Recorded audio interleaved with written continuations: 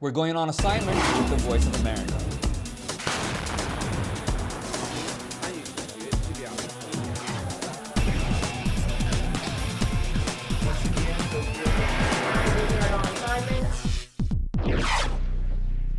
Welcome everyone, I'm Alex Villarreal here with my co-host Imran Siddiqui, and we are coming to you this week from Washington's News Museum, known as the Newseum, which is dedicated to news history. And this November marks a critical moment in that history, 50 years since U.S. President John F. Kennedy was fatally shot in his car in Dallas, Texas. The museum has many exhibits to mark that anniversary. Right, the Voice of America has also produced a special documentary marking the anniversary, known as John F. Kennedy, A Legacy Remembered. VOA's national correspondent Jim Malone reported for and narrates the film, and we are going to talk to him in just a minute to get some more insights on that. Yep, I'm just going to head over to Jim and talk to him about John F. Kennedy, his life, and his legacy.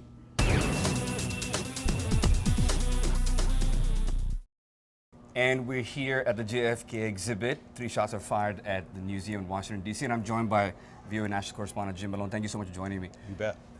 Why is JFK so important to not just America, but to the rest of the world? Set us the scene about this documentary. It talks about a pivotal moment in U.S. history. Why is it so important? Well, Imran, I think the key is understanding John Kennedy is actually he was killed at a very young age. He was 46. He was elected at 43, youngest president ever elected. He was struck down in the prime of life. There are all these images, some of which we see here at the museum, of Kennedy in his prime. His presidency was an unfinished presidency. He did accomplish things, but it's more the promise, the hope, the inspiration that Kennedy offered up. And 50 years after his death, many Americans still see that. They see Kennedy as the embodiment of that inspiration.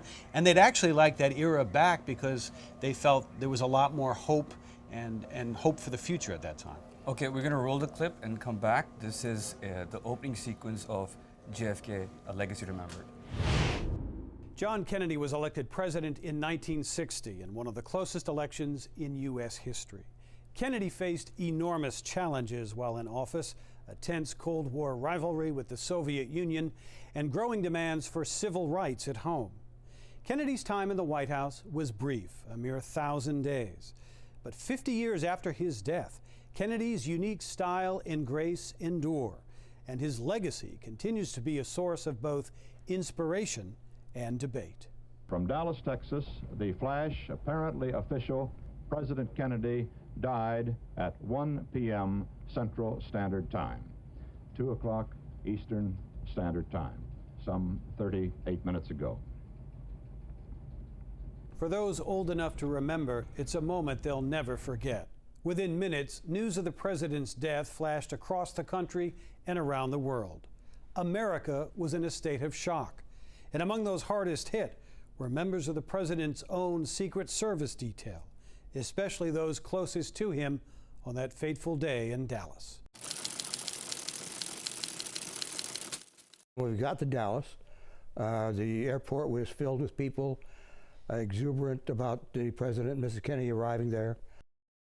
We had had a wonderful reception the day before for President and Mrs. Kennedy throughout Texas. We had no advance intelligence information that would indicate we were going to have a serious problem.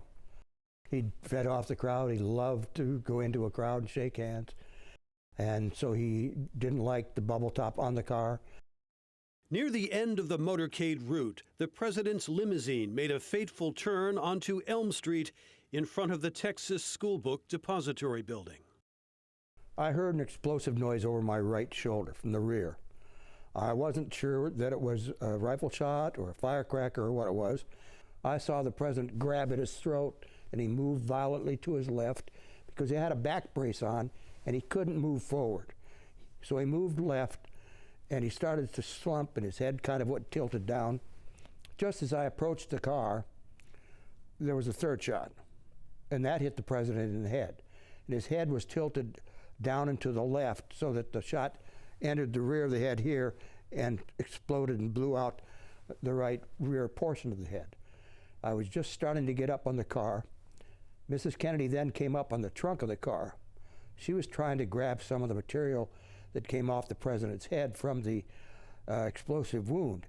I thought it must have been a fatal wound, but I didn't know for sure. The only thing Mrs. Kennedy said was, "Oh, Jack, what have they done?" And then she said, "Jack, I love you." And we're back with VOA's Jim Malone. Jim, when we look back 50 years ago, from that day to today, how has that changed the country? The assassination of President Kennedy really was a sort of shattering of national innocence. Up until that point, we had thought our presidents were kind of indestructible, even though we had some assassinated in the past. But Kennedy was so youthful, so vigorous, so emblematic of sort of a bright future. When he was struck down, there was kind of a national depression, quite frankly. And if you look what happened in the decade or so after Kennedy's death, the United States got enmeshed in the Vietnam War in Southeast Asia. There was also a great cynicism in the country that culminated more than 10 years later with the Watergate scandal that forced a president to resign. So the Kennedy assassination is kind of a landmark in American history, and it was a real turning point for the country. Okay, and for the sake of our international audience, people have a lot of questions with regards to the conspiracy theories behind JFK's assassination. Is the case closed? Case is never closed because even public opinion polls today show most Americans still doubt the official findings that Lee Harvey Oswald acted alone. But on the flip side, there's never been a credible shred of evidence to suggest anything other than Oswald was the lone shooter that day. One misfit changed the course of the country and the world. And when we talk about JFK, we can't ignore his family. Yes. How did they cope up with that? What happened to the family after the assassination? Well, it's all part of the Kennedy myth, the myth of Camelot, that this magical time, a young family, that's unusual for an American president, 2 young children, a very glamorous wife who became well known around the world, places like India, Pakistan, as an ambassador at large for the Kennedy administration. She pretty much went into seclusion after that, was very concerned with her safety. But all these years later, Jackie Kennedy holds a special place in terms of first ladies in the United States and just all that she suffered through during the time of the assassination. First ladies around the world, not just the United States. She inspired so many women around the world. She did, and still does today. It was a magical time, people looking back, and they want that sense of hope and inspiration back, and that's why the Kennedy myth endures 50 years later. Most presidents, we don't react this way 50 years after they're gone. John F. Kennedy is a special case. All right, and of course you can watch the entire documentary, JFK, A Legacy Remembered, at VONews.com. Thank you so much for joining us, Jim. Thank you, Imran. And we'll take a break now, but when we come back, my co-host Alex talks to Beth Mendelsohn, who's the executive producer of the documentary. You're watching On Assignment.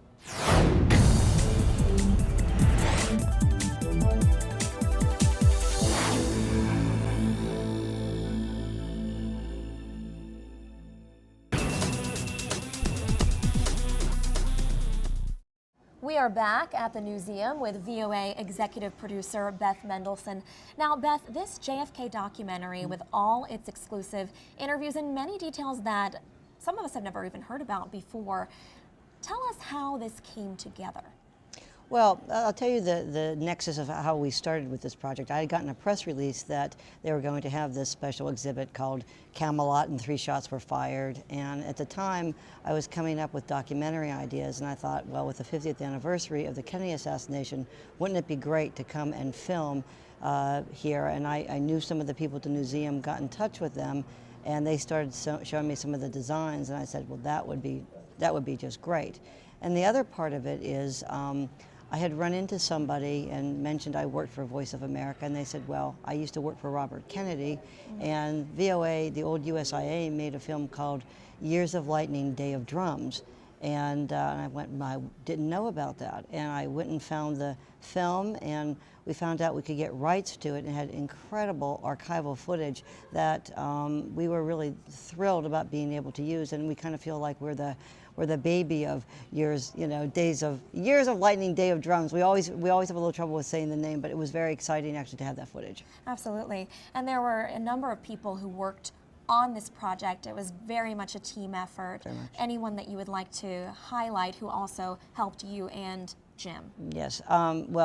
Jim Malone, as you know, did a wonderful job of hosting the program, and Jeff Schweikort was our editor and also produced the segment in Berlin, which I think is a uniquely VOA perspective. We wanted to talk about how important Berlin was in President Kennedy's foreign policy, and I think Jeff really captured the essence of why that was so important and such a departure point in the president's foreign policy positions.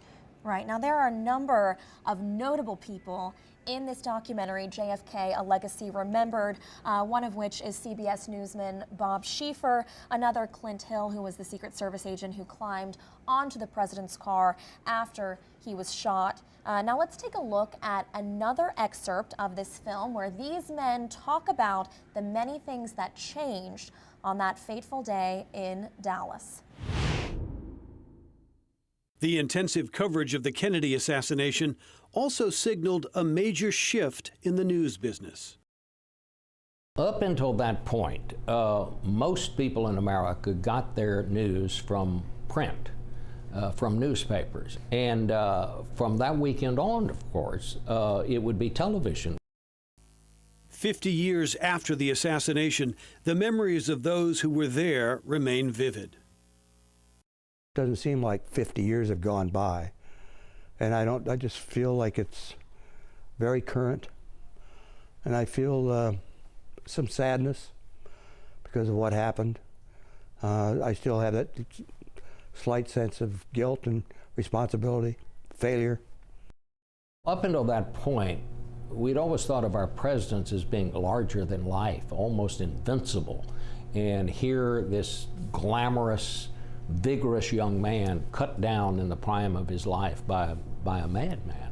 I think it caused all of us to, if nothing else, to understand the preciousness of life. It was the weekend that America lost its innocence, and the country has never been the same since that weekend in Dallas. We are back with VOA executive producer Beth Mendelson. Beth, we just heard from former U.S. Secret Service agent Clint Hill. What was it like talking to him? Well, you could hear a pin drop in the room. I mean, when he was recalling the events in Dallas, everybody, you could just feel the tension in the room. And I think for him, it was very emotional. It's the first time he had really come to the museum, and to see the background of the car as it was turning Dealey Plaza was, I think, very powerful for him to see that. The other thing was when we talked to Kathleen Kennedy Townsend, she walked into the exhibit and she saw a picture of JFK and all the nieces and nephews in a golf cart, and one of the children was her, and she became very emotional when she took a look at that. So this background really helped us get, I think, some very, very interesting interviews. Absolutely. Very powerful accounts in this film. What is it that you hope viewers take away from it? I hope that people who saw this, who weren't even born during the time of JFK, really understand the legacy of the 35th President of the United States and his impact on it in the world. Absolutely. Well, Beth, thank you so much for your time. We really appreciate all the hard work that you put into this project. VOA executive producer Beth Mendelson. We are taking a break now, but when we come back, Imran joins me for more of our special program from the Newseum. You're watching On Assignment. John Kennedy brought youth and energy to the White House when he became president in 1961. He and First Lady Jacqueline Kennedy also brought something else, their own unique sense of style and glamour, the likes of which Washington had never seen before. It became known as the Age of Camelot, a reference to the hit Broadway musical at the time, one of President Kennedy's favorites. President Kennedy and the First Lady venture from the White House. January 1961. The new president and his First Lady emerge from the White House, and a new era begins in Washington known as the Age of Camelot. Under the leadership of President John F. Kennedy. She was always extremely well dressed. The women loved to see her. And there was this mystery about her, too, that she was someone who didn't come out of the White House much, who didn't give a lot of interviews, who wasn't seen in a lot of photographs, really. The public's fascination with Jackie Kennedy began during the presidential campaign. I think politics is one of the most rewarding lives a woman can have, to be married to a politician. I think every woman wants to feel needed and in politics you are. But at times, she found public life a struggle. She was somewhat secretive. She was elusive. She was like Kennedy. So she withheld herself from the public to a certain degree, and that's what made her so, I think, so appealing. The ride to the Hotel de Ville was one of the highlights of President Kennedy's 3-day stay in Paris. With Mrs. Kennedy, who proved immensely popular with all Parisians, That appeal extended well beyond the United States. Jackie Kennedy became an international celebrity after she traveled with the president to Europe. while her husband conferred... I am the man who accompanied Jacqueline Kennedy to Paris, and I've enjoyed it. Welcome back to the museum and to our special programming on the anniversary of JFK assassination, 35th President of the United States. As painful as it may be, but assassinations are not uncommon to politics. They might be as old as politics itself. Right, Egyptian President Anwar Sadat, Israeli Prime Minister Yitzhak Rabin, Indian Prime Minister Indira Gandhi, all were killed while in office. Benazir Bhutto, who served as Pakistan's Prime Minister twice from the late 80s to 90s, was also killed in late 2007 while campaigning in Rawalpindi. And Benazir Bhutto's assassination was also surrounded by conspiracy theories, just like what happened with JFK's. And our colleague Doug Bernard, he spoke to Christine Fair, Georgetown University scholar and Pakistan expert. Let's take a look at that. John F. Kennedy's assassination 50 years ago clearly traumatized the United States, I think arguably for years. What was the effect in Pakistan? Well, see, it's so funny because politics in Pakistan are so deeply polar. And Pakistan is actually a fairly violent country, you know, when you compare it to other countries. Political violence is really quite high. And so you had people that were really devotees of her and for whom this assassination was absolutely traumatizing. But for the rest of the country, it was just another political assassination, right? Unlike the Americans, I mean, Pakistanis have had a number of their leaders assassinated, both civilian as well as military. She was no better as a politician. You know, her husband was deeply corrupt. She let him run a corrupt show. And so if you were just to look at her qualitatively, in terms of her ability to operate as a politician and to do things effectively to minimize corruption, to exert civil control over the military, she was no better or no worse than anyone that came before her or after her. The Kennedy assassination gave rise to something that traditionally hadn't really found a fertile ground in the United States: conspiracy theories. They're still being debated about, you know, what actually happened. What is the climate? What's the situation like in Pakistan? I understand it's a very different climate. So if conspiracy theorizing were an Olympic sport, Pakistan would be, I think, consistently gold medaling. Conspiracy theories have a very robust tradition in Pakistan. Everything has a conspiracy. From the way in which the country was born, there's not a single event that isn't mired in conspiracy. And I remember, I was teaching some years ago at one of Pakistan's premier institutions, and one of the things I had to really wrestle with my students is conspiracy is not fact. And they would invoke these conspiracy theories as a part of their argumentation. Right. And it was very difficult to break them of that. It is part of the political discursive fabric in Pakistan. You cannot have a discussion without political conspiracy. In the end, the assassination of Benazir Bhutto changed Pakistan how, if at all? So history is going to have to reflect upon that. I think what we can certainly say is that it brought about the political demise of Musharraf. There's no question that had she lived and had those elections taken place as the Americans, the British, and even Musharraf himself had hoped, he would have stayed in power, I think, for quite some time. So, now, what were the long-term consequences of that? Who knows? But I think for certain that was an important consequence. But in terms of how does a nation deal with loss? How does a nation identify culprits and perpetrators? Right. This has been no different than, for example, the assassination of Pakistan's first Prime Minister, Liaquat Ali Khan. His death to this day remains subject of debate, intrigue, and conspiracy theory. So I think the sad thing is she had a legacy for being who she was, not really for what she did. It's interesting hearing Christine Fair talk about Benazir Bhutto being remembered more for who she was than what she did, because there are some people who would say the same thing, really, about President Kennedy. Yeah, and he did kind of take on this mythical role as labeled in his presidency as Camelot. a reference to the idyllic kingdom of King Arthur. Right, and you can see the Camelot exhibit behind us, just one of many exhibits about President Kennedy here at the museum, and I am going to talk about those exhibits right now with the senior manager of the exhibits here at the museum, Patty Rule. Patty, it's been very interesting taking a look at this JFK display in particular, several exhibits involved. Tell us how the museum came to this conclusion to depict this man, this iconic man, and this iconic moment in history. Well, you said it very well. It was an iconic moment in history, not just for American history, for world history, and especially for the history of the news media, because this is the moment when television takes over as the main way that people get their news. Before this, it was basically radio or print media that provided breaking news for people. But on this weekend, 4 days, the 3 television networks that provided the evening news went commercial-free, an unprecedented moment, and gave Americans every bit of information they could about the assassination of the president and the events that followed. Now, one thing that the museum does is to explain how the media covers particular events and how it influences as well. So how did the media coverage of President Kennedy and his assassination influence this narrative?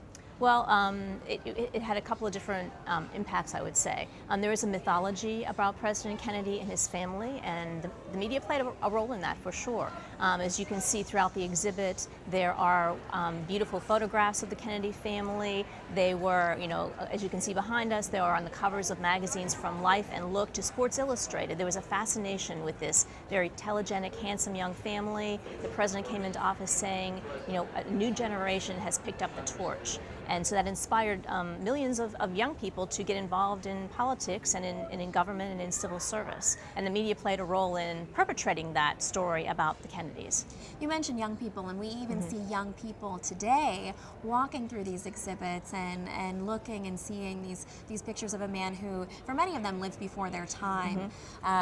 What is it that you have seen as being the public reaction to these exhibits? Well, I think people are still fascinated with this family. They're sort of America's royal family, and because there have been so many very tragic stories with the Kennedy family legacy, the death of young John Kennedy Jr., and now the sort of happy moment that Caroline Kennedy has become the ambassador to Japan, people have a knowledge of them, whether it's from Jacqueline Kennedy as an editor and a fashion icon, to these beautiful images that you can see on YouTube, the wonderful moments of their family frolicking in Massachusetts and in the White House.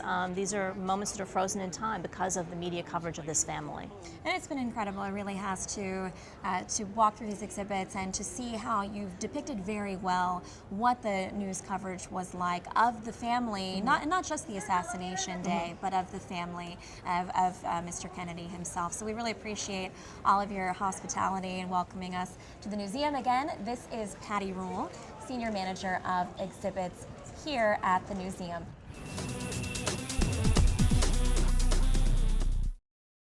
Well, as we've seen, the JFK assassination was a pivotal moment in U.S. history and one that has really had a profound effect on us all. Yeah, and there's so many stories related to JFK at the museum, as you can see behind us. But you got to make sure that you watch VOA's original documentary, JFK, The Legacy Remembered, and you can watch that at voanews.com, where you can also watch previous episodes of On Assignment. And of course, On Assignment will be back next week with another episode. But for now, goodbye from the museum here in Washington. It's not known for sure, but it is believed that President Kennedy has been shot. President Kennedy, the story now going down the street. The little thing is now suddenly at a very high rate of speed. The Texas School Book Depository headed for the triple underpass. There were 3 loud, reverberating explosions. About 10 or 15 minutes ago, a tragic thing, from all indications at this point, has happened in the city of Dallas. From Dallas, Texas, the flash, apparently official, President Kennedy died at 1 p.m. Central Standard Time, 2 o'clock Eastern Standard Time, some 38 minutes ago.